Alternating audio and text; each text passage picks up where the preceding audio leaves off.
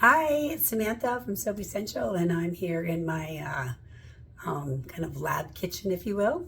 And today I thought I would show you a do-it-yourself after sun spray. It's been blistering hot across the country, and often we spend more time than we meant to out in the sun.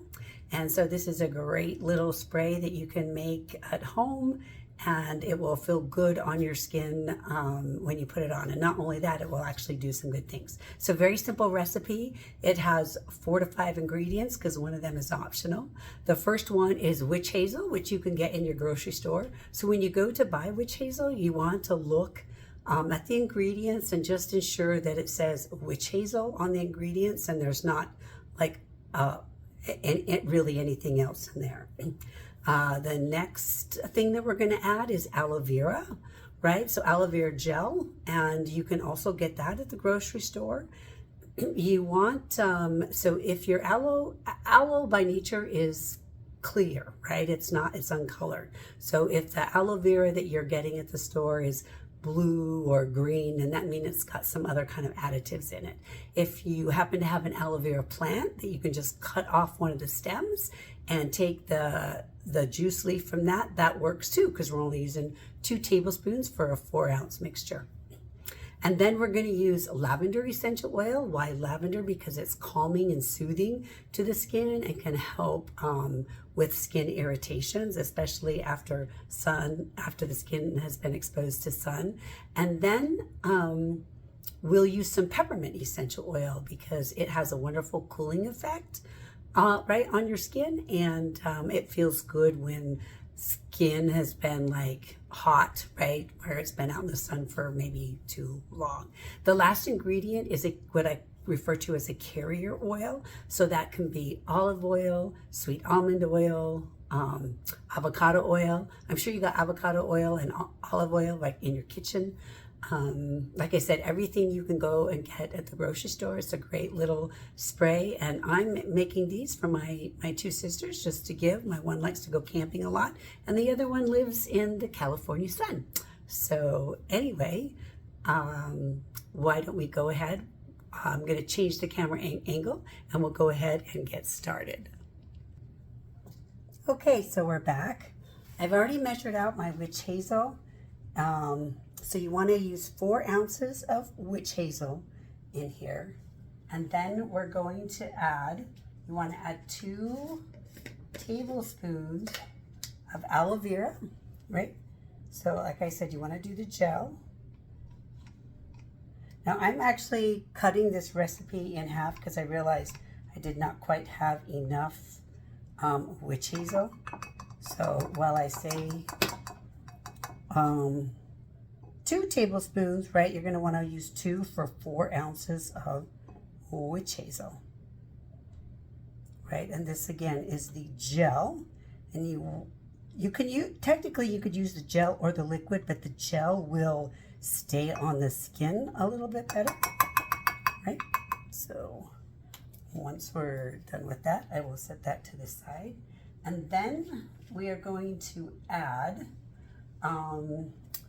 2 tablespoons of a carrier oil. And I've decided to use sweet almond oil. Is what I'm going to do just because it's what I have, right? So I'm going to add a little bit of that in. And like I said, this part is completely optional.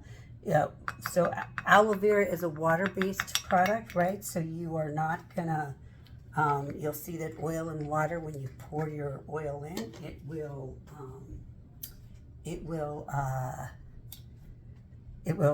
right, it kind of floats on top because oil is lighter. All right, and then the next thing I'm going to do, it's really simple. I'm just going to take my lavender essential oil, and I'm going to add in 10 drops.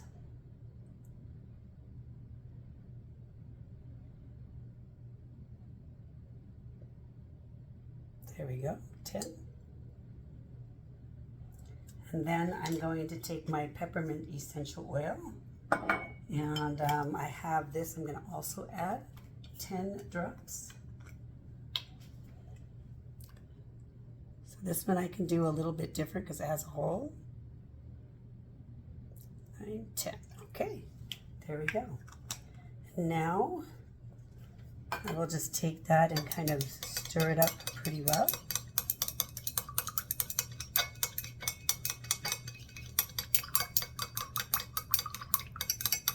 And I don't know if you can see what it looks like there, right? You can kind of see how it separates. So this is something, because there's no emulsifier with it, right? That's going to pull the oil and the water together, right? You would just shake it really well before you use it. And I want to show you guys a really cool little trick I learned when pouring stuff, right? So if you take, it doesn't have to be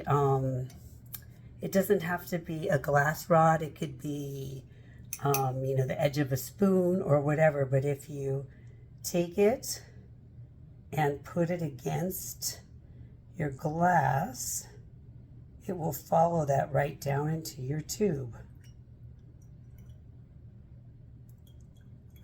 You could, of course, pour this all into your jar and then just mixed it all up that way. You could have done that as well. That would have worked. I could have done that and saved myself the cleaning of another glass product. But oops, I spilled a little.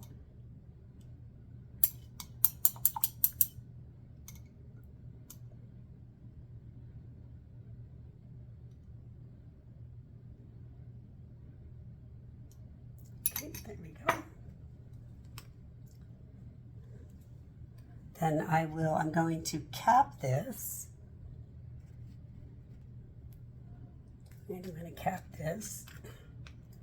And then you'll shake it up really well, and then we'll take it off and use it. Take just a second for it to pump through. Oh yeah, that feels really nice. And it smells wonderful.